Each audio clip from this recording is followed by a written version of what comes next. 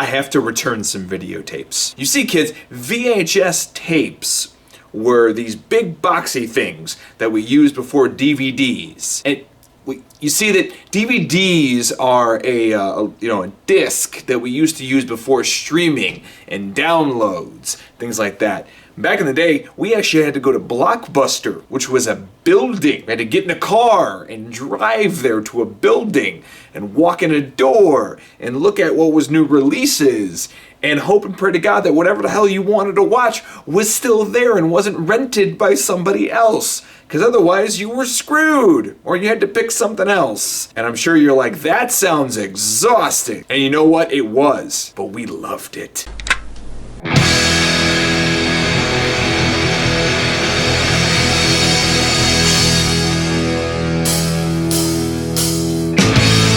What's going on, everybody? Mark Conway with your MHN Horror Fact of the Day. Today's fact is about one of my personal favorites, 2000's American Psycho. As most people know who have seen the film, the character of Patrick Bateman, played wonderfully by Christian Bale, I don't mean to gush, is a very stylish dresser. However, there was a little bit of a problem in the costume department. Throughout the entire movie, all of these high-end brands were perfectly fine with Patrick, aka Christian Bale, wearing all of their fantastic suits. However, in all of the very, very violent scenes, they were like, no, no, mm-mm, mm-mm, no, no, no, no, no, no.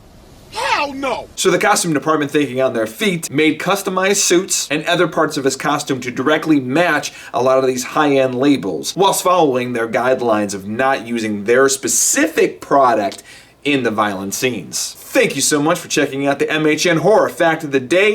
If you'd be so kind, smash that like button, stab that subscribe, and click that little dingy bell to be notified every time we drop amazing content right here on the Midwest Horror Network. And I will see you all tomorrow.